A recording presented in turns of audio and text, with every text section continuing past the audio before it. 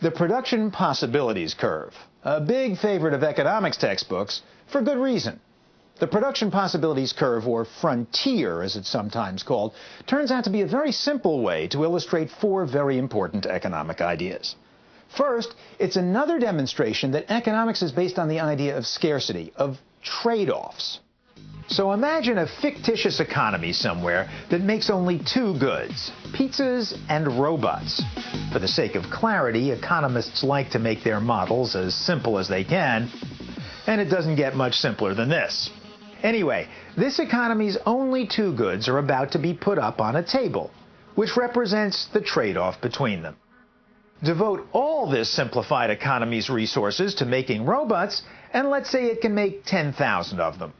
But that means no pizza. Making just one pile of pizzas, the table shows, means making fewer robots. And as more pizzas are made, the possible number of robots is further reduced, down to a situation of all pizzas and no robots at all.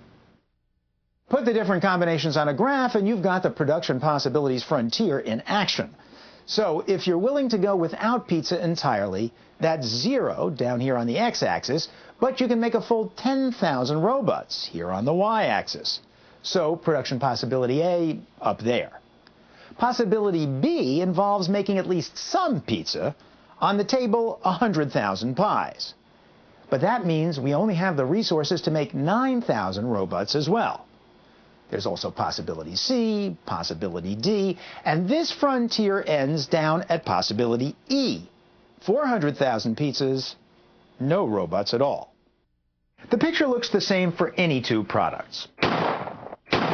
The author of The Economy Today, Brad Schiller. If we want to look at production possibilities at work in a real setting, just look at the issues that the United States is facing right now. Every public opinion poll shows that Americans want more homeland security and more national defense, without question. Democrats, Republicans, everybody wants it. But where are we going to get it? I mean, think about it. If you're going to deploy, say, our police forces to guard buildings and bridges and airports, what are they going to stop doing? We're making a difficult choice. So why don't we simply hire more police? It would be wonderful if we had more police. We already have 640,000 police officers in this country. And sure, we could get more, but where are we going to get them from? We have to take them out of some other industry. We're having the same problem with the war in Iraq. We have to call up tens of thousands of National Guardsmen who would otherwise be producing goods in the civilian sector, teaching schools, working in construction, working as accountants. These are the National Guard who are weekend warriors. Suddenly we take them out of their civilian jobs in order to strengthen our national defense. We're making a choice. We're moving resources from the production of butter, civilian goods, to the production of guns, our national security. It was after World War II that economic textbook writers started using guns and butter to illustrate that there was a trade-off between consumer goods like food and military hardware. The reason behind the trade-off, as Brad Schiller says, is that you have to use finite resources like land, labor, and raw materials to make anything. Again, say, pizza and robots.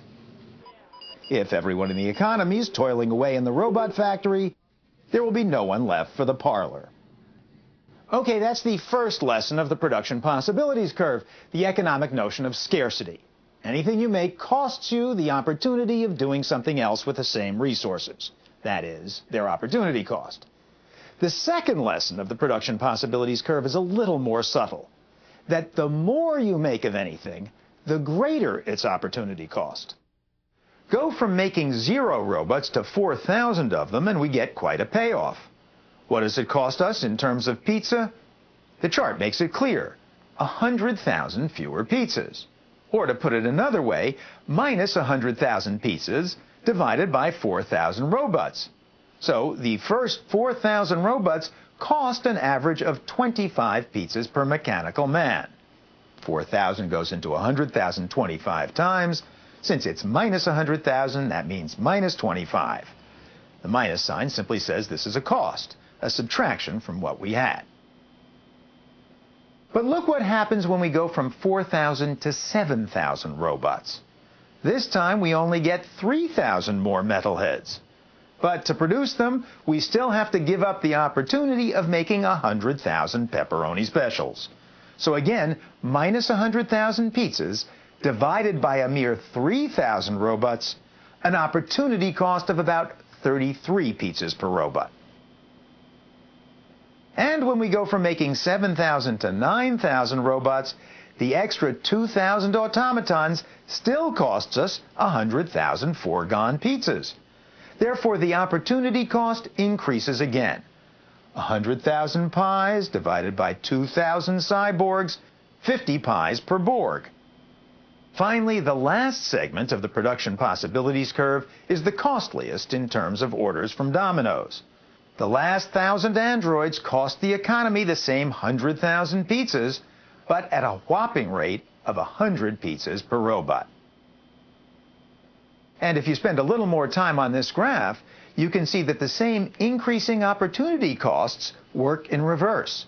The first 100,000 pizzas cost 1/10 of a droid per pizza. The last 100,000 cost 4 times as much. Thus, the law of increasing opportunity cost.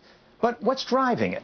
Why is the production possibilities frontier concave to the origin, meaning it bows out from the place the two axes meet, like a cave or cavity? It's because things tend to cost more to produce the more you produce of them. Again, take the example of guns versus butter. Economist Cecilia Conrad explains. At first, we can move the resources that actually tend to be better suited for producing guns. The people who are, perhaps really good at putting together, I'm not sure what it takes to produce guns these days, probably putting together electronic circuitry. We move those people first over to production of guns. So we can start producing guns at fairly low cost. But as we try to move more and more away from food towards guns, then we're going to eventually have to start to bring in the people who really spent all their life out on a farm somewhere farming and don't have any idea about how the industrial process works and aren't really adjusted to working on an assembly line. And so the cost of getting the extra gun production is going to start to get higher. And that means? And that means that we're going to have to give up more and more butter to get the same incremental addition of guns. And similarly going the other direction. Another way to look at it is that you use your cheapest resources before any others. Or to use an old economics cliche, you pick the lowest hanging fruit first. Economist Jim Clark. They go for what you can get most easily, for what has the lowest opportunity cost. When they talk about grabbing low-hanging fruit, it's just right there. You just reach up and grab it, and it takes hardly any effort. You didn't have to give up very much to get it.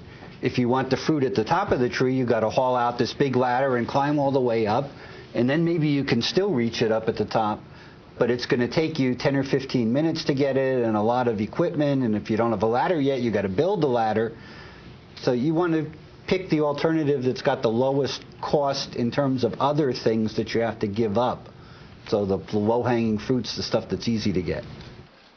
In other words, all producers start with the easy pickings. Now, there are arguments about how true this is in every case. For example, aren't computer chips cheaper the more you make? But in a competitive market, economics assumes that opportunity costs rise with quantity because of the low-hanging fruit phenomenon. So where are we? Thus far, the production possibilities curve, or frontier, has illustrated both the idea of trade-offs, that is, scarcity, you can't have it all, and the idea of increasing opportunity costs. There remain 2 more key points about the curve, but we'll get to them in the next video.